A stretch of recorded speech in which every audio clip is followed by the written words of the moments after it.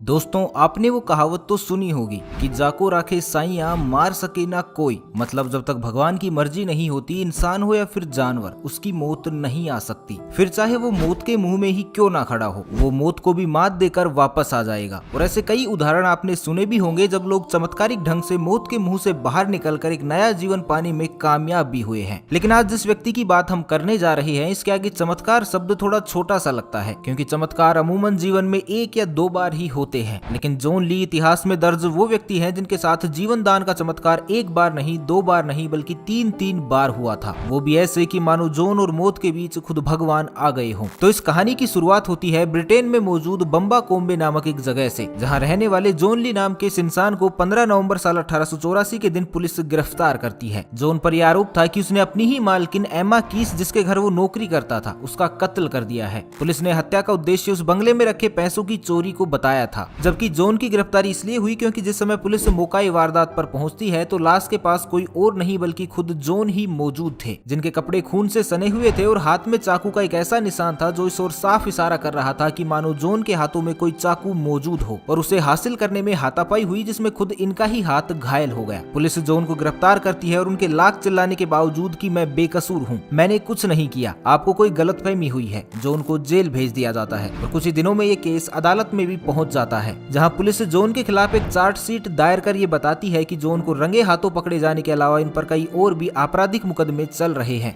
जब नेवी में रहते हुए भी इन पर चोरी का इल्जाम लगा था, जिसके चलते जॉन को अपनी नौकरी भी गंवानी पड़ी थी। ऐसे में अब स्पष्ट रूप से एमा के मर्डर के तार भी जॉन से ही जुड़ते हुए साफ दिखाई दे रहे थे, क्योंकि उस घर में एमा के अलावा जॉन ही वो इकलौते नौकर थे जो उस समय घर में मौजूद थे, जबकि बाकी के सभी नौकर रोज की तरह अपने अपने स्टाफ क्वार्टर में पहले ही जा चुके थे। वहीं दूसरी और अहम कड़ी ये भी थी कि नेवी में भर्ती होने से पहले भी जॉन एमा के बंगले में ही काम करते थे, और नेवी से निष्कासित किए जाने के बाद भी वो वापस उसी बंगले में लौटकर आए थे, जिन्हें अभी वहां लौटे हुए कुछ ही दिन बीते थे। ऐसे में कोर्ट को भी पुलिस का ये तर्क मानना पड़ा कि हो ना हो ये मर्डर चोरी के अपमान से शुरू होकर उसका बदला एमा की जान को लेकर पूरा करने की कहानी थी, जिसके मुख्य और इकलौते आरोपी थे जॉन ली। इस आधार पर जॉन ली को आरोपी माना गया और लगभग 3 महीने लंबे चले इस केस में जॉन को एमा की हत्या का दोषी मानते हुए फांसी की सजा सुना दी गई। उधर जॉन कोर्ट में हुई हर पेशी में केवल एक ही बात कह रही थी कि उन्होंने एमा का कत्ल नहीं किया, और ये बात मैं और मेरा भगवान दोनों जानते हैं। लेकिन अफसोस कि भगवान के अलावा वहां ऐसा कोई गवाह नहीं मिला जो कि अदालत में आकर जॉन के लिए गवाही दे सके।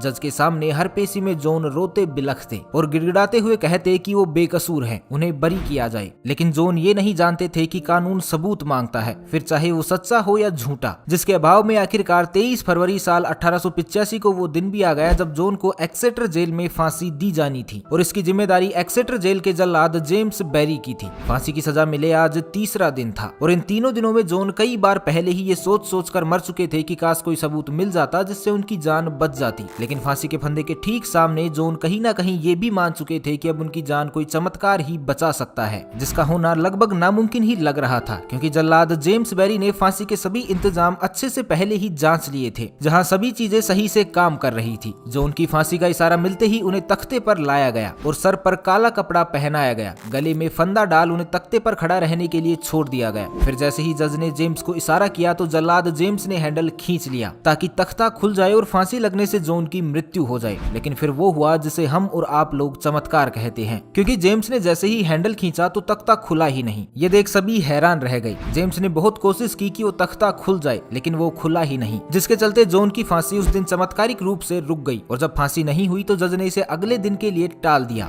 लेकिन शायद अब इस केस में भगवान की एंट्री हो चुकी थी, जिसका पता ना तो जज को था और ना ही जॉन को, और तो और ना ही जल्लाद जेम्स को, क्योंकि अगले दिन भी वही हुआ जो फांसी के पहले दिन हुआ था। जॉन को काला कपड़ा तो पहनाया गया, गले में फंदा भी डाला गया, लेकिन तख्ता एक बार फिर से नहीं खुला। असली चमत्कार तो तब हुआ जब जॉन को तीसरी बार भी फांसी देने की कोशिश हुई, लेकिन तख्ता फिर से नहीं खुला। और फांसी के नियम के अनुसार इसे तय समय के अलावा समय से आगे या फिर पीछे नहीं दिया जा सकता था, इसलिए जॉन का केस एक बार फिर से कोर्ट में चला गया, जिसकी पहली जांच तो ये हुई कि आखिर फांसी पूरी क्यों नहीं हो पाई, जिसमें पता ये चला कि तख्ते के नीचे लोहे का एक टुकड़ा फंसा रह गया था, जो दोनों दरवाजों के बीच अटक जाता था, जिसे जितनी भी बार खोलने का प्रयास किया जाता उतनी ही बार दरवाजा उसमें अटक कर रह जाता, और इस तरह 3 बार दरवाजा न खुलने से हर बार जॉन की जान बच रही थी। इधर जांच की रिपोर्ट आने के बाद जज ने सभी पहलुओं पर एक बार फिर से गौर किया और ये पाया कि जॉन जो खुद अपनी बेगुनाही का सबूत पेश नहीं कर पाए थे, जिसकी वजह से उन्हें फांसी की सजा दी गई थी, लेकिन तय समय पर फांसी अपने अंजाम तक नहीं पहुंच सकी, और वो भी 3 बार की गई कोशिशों के बाद है, जिसमें भले ही वो जिंदा बच गए हों, लेकिन मौत का खौफ उन्होंने तीनों बार स्वाभाविक रूप से झेला था, जिसे अगर गौर से सोचा जाए तो ये भी मौत की सजा से कहीं ज्यादा बड़ा होता है। तो इसलिए जज ने फैसला लिया कि मानवीय आधार पर ऐसे व्यक्ति को बरी कर देना ही बेहतर होगा। जज का ये फैसला सुनते ही जॉन ली कोर्ट में रोने लगे। इन्हें देख वहाँ मौजूद सभी लोग हैरान रह गए। सभी ने इसे भगवान का चमत्कार बताया, लेकिन जॉन इस पर कुछ नहीं बोले और कोर्ट रूम से बाहर निकलकर कहीं चले गए, जिसके बाद उन्हें तब तक किसी ने नहीं देखा जब तक 80 साल की उम्र में साल 1945 में जॉन का निधन नहीं हो गया। इस बीच जॉन ने क्या किया और एमा का मर्डर आखिर किसने किया, ये दोनों ही बातें आज भी राज हैं, जो जॉन ली और कई संदिग्ध लोगों के साथ अब इस दुनिया से जा चुकी हैं। तो दोस्तों, आपको क्या लगता है, एमा की हत्या किसने की होगी? क्या वाकई जॉन ली बेकसूर थे? कमेंट सेक्शन में हमें जरूर बताइएगा। तो बस आज के लिए इतना ही, बाकी मिलते हैं एक नई वीडियो में। तब तक के लिए खुश रहे, मस्त रहे, हंसते रहे। भगवान करे आप सभी का दिन शुभ हो।